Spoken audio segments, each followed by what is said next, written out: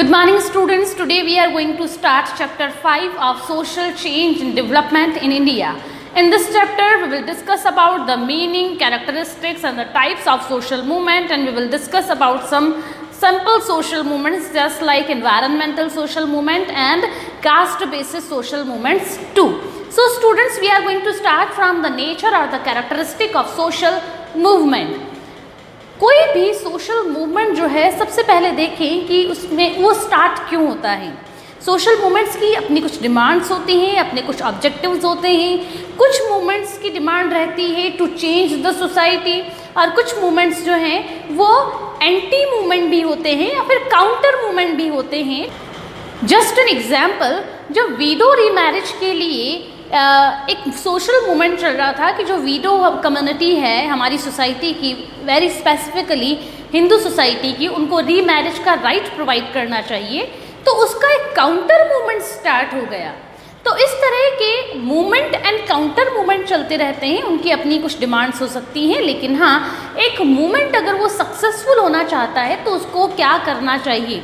Students, आप भी जब सिविल सोसाइटी के मेंबर बनेंगे, आप भी जब बड़े होंगे और आपको सोशो पॉलिटिकल इकोनॉमिक इश्यूज़ की अंडरस्टैंडिंग डेवलप होगी आप में, तो मैं भी रिकमेंड करूँगी और हम सब ये चाहेंगे कि आप जितना पढ़े हो आप उतना कंट्रीब्यूशन सोसाइटी को दो और आप भी सोशल रिफॉर्म्स लाने के लिए कुछ मूवमेंट स्टार्ट करें। लेकिन हाँ, आपका मूवमेंट अगर सक्सेसफुल करना चाहते हैं आप, तो उसके लिए आपको कुछ प्री रिक्विज़ाइट्स को फॉलो करना होगा। कौन कौन सी प्री रिक्विज़ाइट्स हो सकती हैं, इसको हम लोग यहाँ डिस्कस करने जा रहे हैं। फर्स्ट प्री रिक्विज़ाइट मतलब प्री कंडीशन। फर्स्ट प्री रिक्विज़ाइट और द प्री कंडीशन क्या होनी चाहिए, दैट इज़ कंसिस्टेंसी। अब कंसिस्टेंसी का मतलब है कि मूवमेंट आपने स्टार्ट किया है। स्टूडेंट्स, इन दिनों एक इशू बहुत ज़्यादा हाईलाइट में है, एक बर्निंग इशू हमारे सामने टाइम टू टाइम रेज होते रहते हैं, and that is women security. Women security को लेकर कितने ही एफर्ट्स क्यों नहीं कर लिए गए हैं, लेकिन लोगों की मेंटालिटी और जो क्राइम अगेंस्ट विमेन है वो नहीं रुक रहे हैं। तो इसके अगेंस्ट मान लो कि आप मूवमेंट स्टार्ट करने जा रहे हो, आपके मन में एक डिमांड, आपके मन में एक आवाज़ आई कि नहीं, हमको भी इसके लिए कुछ करना चाहिए और एक मूवमेंट स्टार्ट करना चाहिए। ये आपके मन में बात आई, आपने गैदरिंग की अपने क्लासमेट्स को और आपके फ्रेंड्स को, अपने पेरेंट्स को, आपके रिलेटिव्स को, आपके जितने भी नोन हैं, आपने उन सब को गैदर किया और आप लोगों ने एक रैली निकाली for the women's rights, enough is enough, इस तरह की आप स्लोगन्स लेके चल रहे थे। आपने फिर कल एक मेमोरेंडम दे दिया, उसके बाद पे आप हंगर स्ट्राइक पर बैठ गए कि कोई लॉ पास होना चाहिए। आपने 2-4 दिन तक तो आप में जोश था वो, और आपने बहुत सारी एक्टिविटीज़ की, but what about the next month, उसके लिए फिर आप पैसिव हो जाते हो। धीरे धीरे आपका जोश ठंडा होता जाता है और फिर आप हो जाते हो पैसिव। तो जैसे आप पैसिव हुए, आपकी कंसिस्टेंसी रुकी, मतलब लगातार चलना। जैसे ही आपकी कंसिस्टेंसी रुकी, उसमें आपने ब्रेक लिया, वैसे ही आपका मूवमेंट जो है वो भी वीक पड़ जाएगा। तो मूवमेंट को स्ट्रॉन्ग और स्ट्रेंथन बनाने के लिए, मूवमेंट को सक्सेसफुल बनाने के लिए, it is mandatory to make your movement consistent, और कंसिस्टेंट आपको एफर्ट्स करने होंगे। Next is movement against state. कुछ मूवमेंट्स ऐसे भी होते हैं स्टूडेंट्स जो कि अगेंस्ट स्टेट होते हैं। There are 2 types of movement. One is against private sector और दूसरा रहता है अगेंस्ट स्टेट। स्टेट में आपके सेंटर भी आ जाएंगे, सेंट्रल गवर्नमेंट, ठीक है। तो ये 2 टाइप्स ऑफ मूवमेंट है।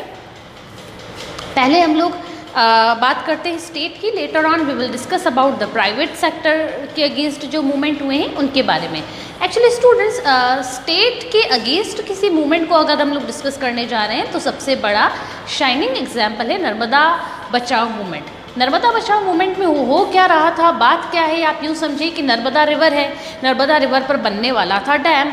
अब डैम बनाने के लिए आपको लैंड चाहिए। लैंड कैसे मिलेगा, वहाँ पे तो लोग रह रहे हैं, ठीक है, लोगों को डिस्प्लेस करो और वो ज़मीन आप अक्वायर कर लो, वो लैंड आप अक्वायर कर लो।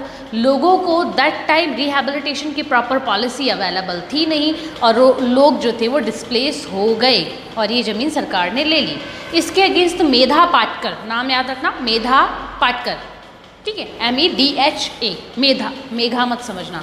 तो मेधा पाटकर ने एक मूवमेंट स्टार्ट किया और मूवमेंट जो था अगेंस्ट स्टेट था, अगेंस्ट सेंट्रल गवर्नमेंट था। मेधा पाटकर की डिमांड थी कि सेंट्रल गवर्नमेंट जो है वो उस कंस्ट्रक्शन को, डैम बिल्डिंग कंस्ट्रक्शन जो चल रहा था उसको वो रोकें और उसको कहीं ना कहीं ख़त्म करें, कुछ ना कुछ सब्सटीट्यूट वो ढूंढें, कोई अच्छी पब्लिक वेलफेयर में जो डिस्प्लेस्ड पीपल हैं उनके वेलफेयर में पॉलिसी चलाएं।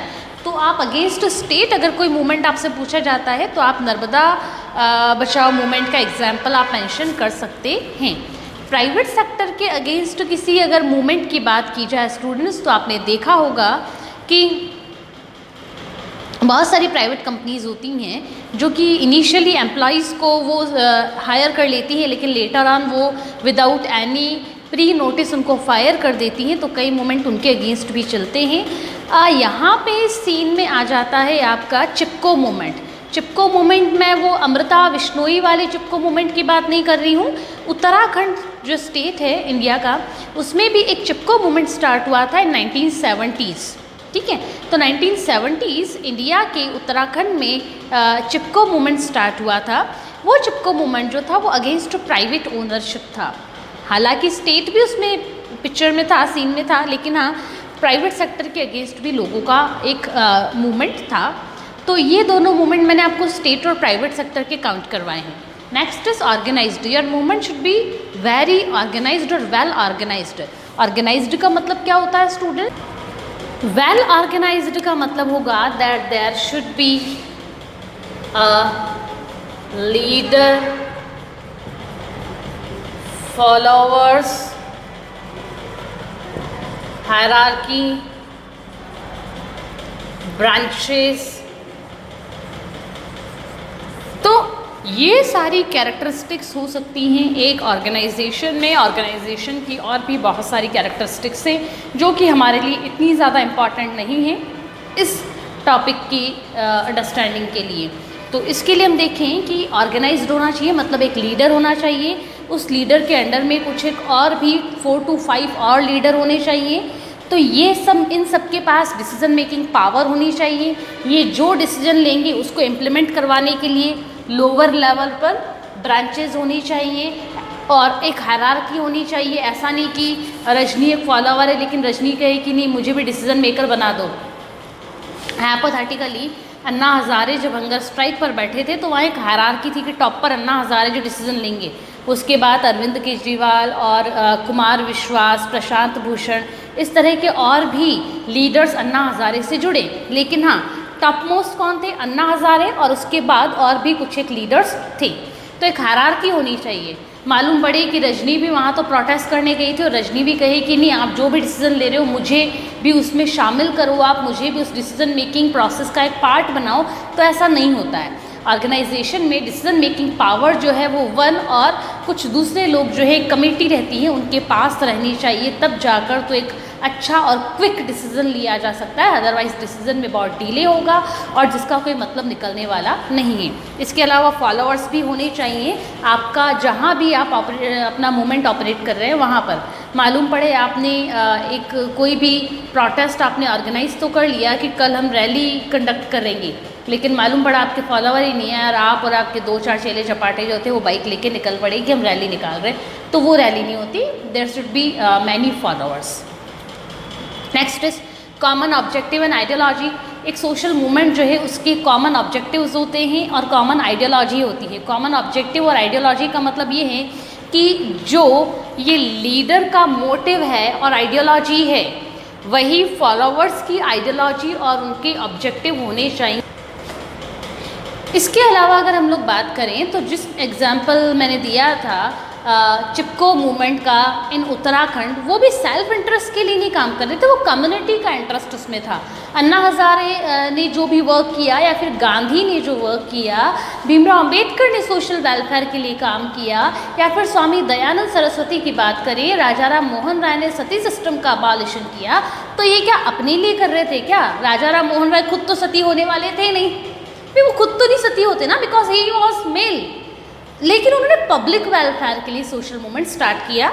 फाइनली वेरियस मीन्स का मतलब क्या होता है स्टूडेंट्स? इट मीन्स कि सोशल मूवमेंट्स के लिए वायलेंट और नॉन वायलेंट दोनों तरीके अपनाए जा सकते हैं। जा सकते in the sense I do not favour the violent means, लेकिन बता रही हूँ एक बात ये भी आती है कि कई बार सोशल मूवमेंट जब स्टार्ट होता है और जब लोग बिल्कुल बादर हो जाते हैं, परेशान हो जाते हैं कि हमारी डिमांड्स नहीं मानी जा रही हैं, तो कई बार वो वायलेंट तरीके भी अपनाते हैं। बट हाँ, सोशल मूवमेंट का वैसे एक्सेप्टेड बाय ऑल जो एक मीन है या फिर तरीका है that is non violent.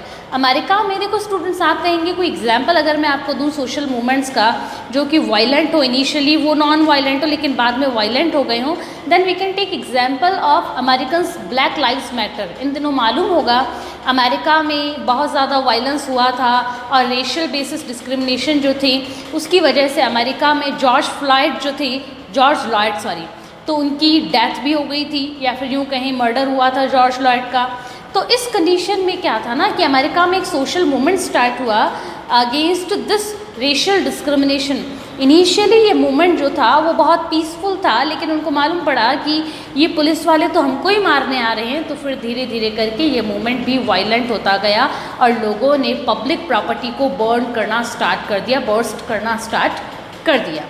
Students, this is the end of this video, and in next video we will continue this chapter and we will discuss about the difference between social change and social movements. Till then, keep learning.